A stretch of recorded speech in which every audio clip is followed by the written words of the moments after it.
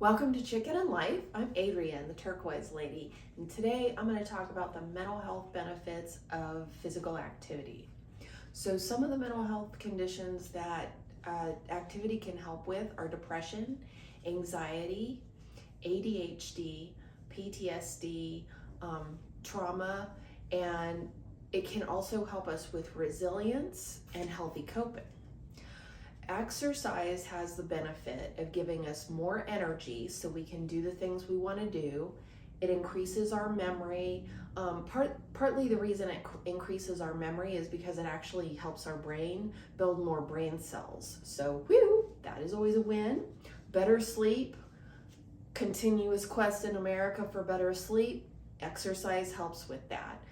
Stress reduction, increasing mood and self-esteem. Activity gives us more positive feelings about ourselves and about our life. It helps us concentrate, which is huge, helps us feel more relaxed, kind of helps slow some of the normal processes that go on with aging, helps boost immunity, helps us manage disease, and improves our sex lives. Also, it can help with weight management too. And it just really depends on how much we do, how much benefit that we get from it, okay? But any activity is better than no activity at all, okay? Some of the barriers that there are to activity, especially when we have mental health conditions going on, exhaustion can be a barrier. Feeling really overwhelmed can be a barrier. Sometimes we have feelings of hopelessness.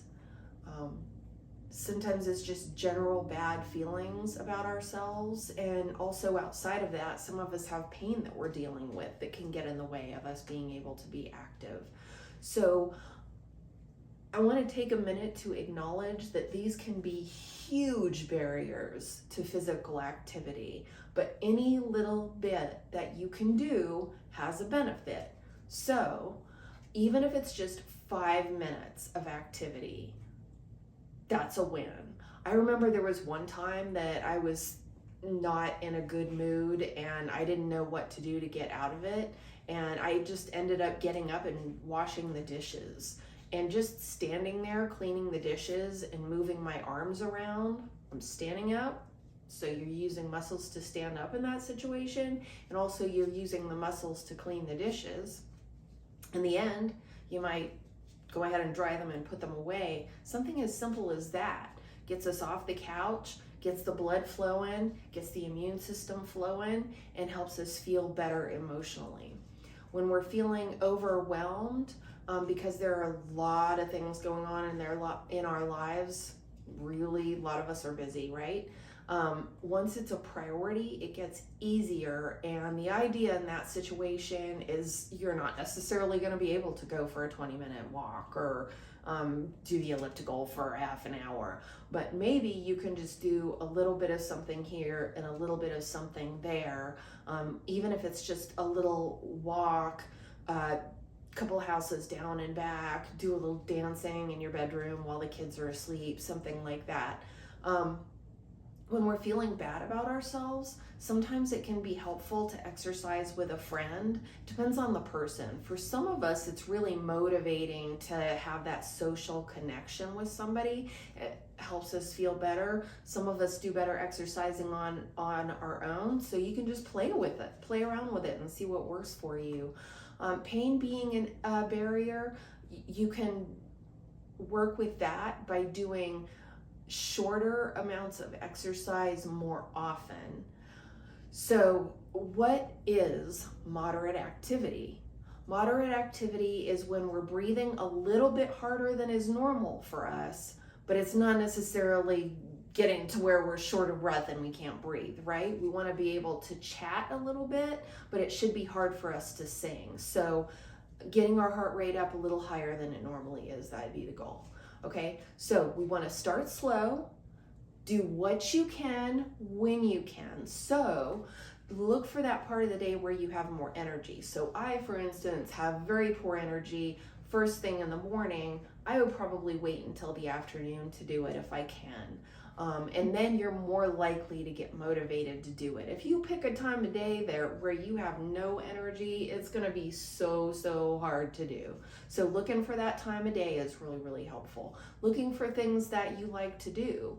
I like to go for walks. My husband likes to do the elliptical. Some people like to play Frisbee. You can play Frisbee with a friend or partner.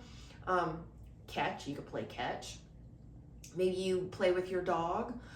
Some of the parks, I know we have a park here in Vegas where they have Frisbee golf, so that can be a fun thing to do. And actually they have found that sunlight helps with depression too. So that is a huge win right there. Walking in the mall, a lot of the malls are open for people to walk around in before the stores actually open. So check that out. That might be a way to do it. Biking or walking to the grocery store. If you're just going to the grocery store for a couple things, obviously not when you're going for the 2 weeks worth of groceries. Gardening.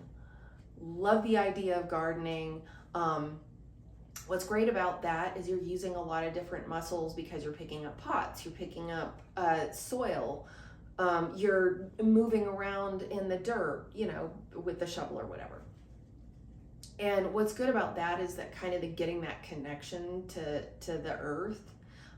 It kind of is meditative too. And that actually, that mindfulness part is something that the article mentioned too. When it comes to anxiety, for instance, you get more benefit out of that activity if you're really in the moment with it. So kind of listening to your breathing, listening to what's going on around you. Like, are you hearing birds, or is there wind on your face?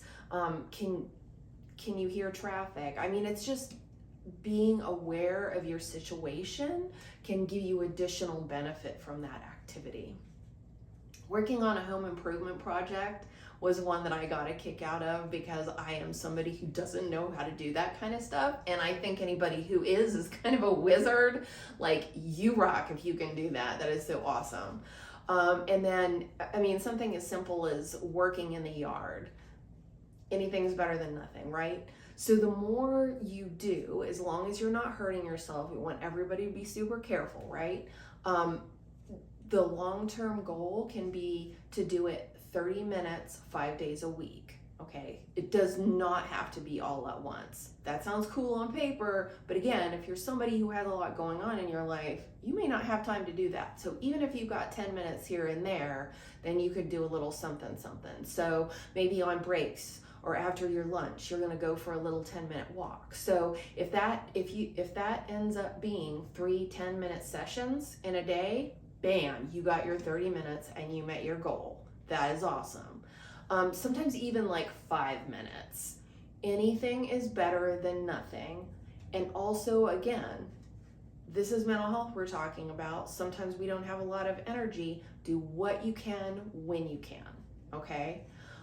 So it could be walking a certain distance. So maybe when you're first starting, if your function is really low, maybe it's just walking to the television and back, and you start doing that more often, and then walking around in the house. Then going outside, maybe that's where you're gonna start.